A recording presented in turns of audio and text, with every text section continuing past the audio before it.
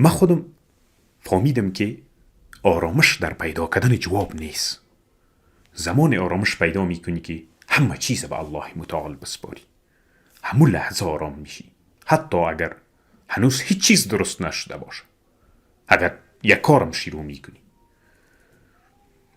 یک روز دلم شکست از کسی که اصلا هیچ باورم نمیشد. سخت درد کشیدم. فکر کردم دنیا سرم تاریک شد. زمانی که از مجلس بیرون شدم پیش خود گفتم یا الله فقط تو را دارم.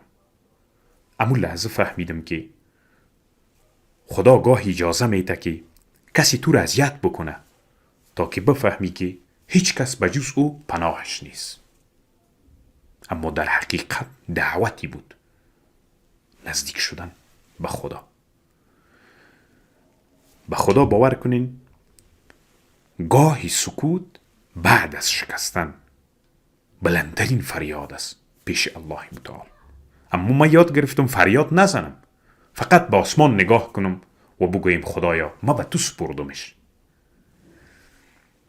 وقتی از کسی رنجیدم خواستم دعا کنم تا او هم رنج بکشه، اما در دلم گفتم نه. فقط گفتم خدایا او را هدایت بکن و مرا آرام کن. همون لحظه آرامش آمد و آرام شد. به خدا قسم است که یادت باشه در هر سختی و مشکلاتی که باشی و هر اشکی که از چشمت میریزه به زمین و هر دردی که احساس میکنی، الله متعال یک پیام مثبت داره و میگه که تشویش نکو، من همراهت هستم. گاهی امید فقط یک لبخند. وقتی دلت شکست و تو هنوز هم میگی که الحمدلله، اینجاست که قضیه را از زمین به آسمان انتقال دادی. زمانی که به گذشته فکر میکردم میدیدم که هیچ سختی و هیچ درد بدون دلیل نبود.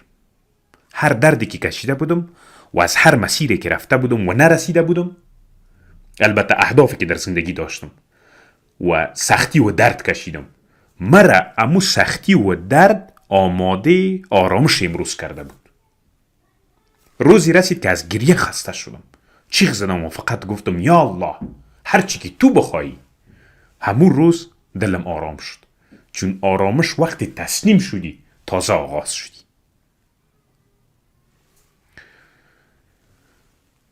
من زمان آرام شدم که دعاهایم به الله متعال سپردم، اما نگفتم که همین لحظه باید قبولش کنی، چون فهمیدم که سکوت الله خودش پاسخ است. آرامش در بین انسان ها نیست و اصلا نیست و من هیچ نیافتم. فقط در سجده به الله متعال است. سجده‌ای که نه از روی عادت باشه، بلکه از شوق، از قلب به پروردگارت باشه. گاه تاریکی بد نیست که انسان درد احساس کنه. تشویش نکنیم، چون خدا تاریکی را به تو نشان میده که نور واقعی از خود اوست، نه از دنیا. بعضی وقتها باید در تاریکی ها گم شویم که قدر نور را بدانیم، چون در همین تاریکی و همین سختی و همین مشکلات میفهمیم که خدا چقدر نزدیک است. هر طوفانی که در زندگی سرت آمد یادت باشه که همین طوفان خودش آرامش است، که دعا کنیم نور خدا را باید به قلبت احساس کنی. زندگی وقتی زیبا میشه که به درونت نگاه کنی.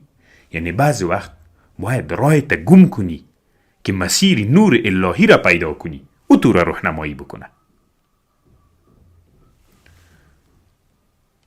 ببین زمانی که در سختی ها و مشکلات باشیم، آرامش واقعی وقتی است که نام الله به زبانت باشه، چون به همین ذکر الله ذهن تو را روشن میکنه. به یاد داشته باش نور واقعی و نور الهی همیشه با توست و تو را به سمت راست هدایت میکنه. یادت باش اعمال امروز ما آینده ساز فردای ما و توست. نمیشه که امروز خدای ناخواسته گناه کنی، قتل کنی و باز توقع داشته باشی که ما آینده ما به الله سپردیم. نه، چون اعمال امروز ما مسیر زندگی آینده ما و تو را میسازه. هر عمل نیکی که امروز انجام دادی فکرت باشه که فکر کو به فردایت برداشتی. فردای روشن به کسی است که امروز به نام الله زندگی میکنه، نه ای که راه غلط انتخاب کرده.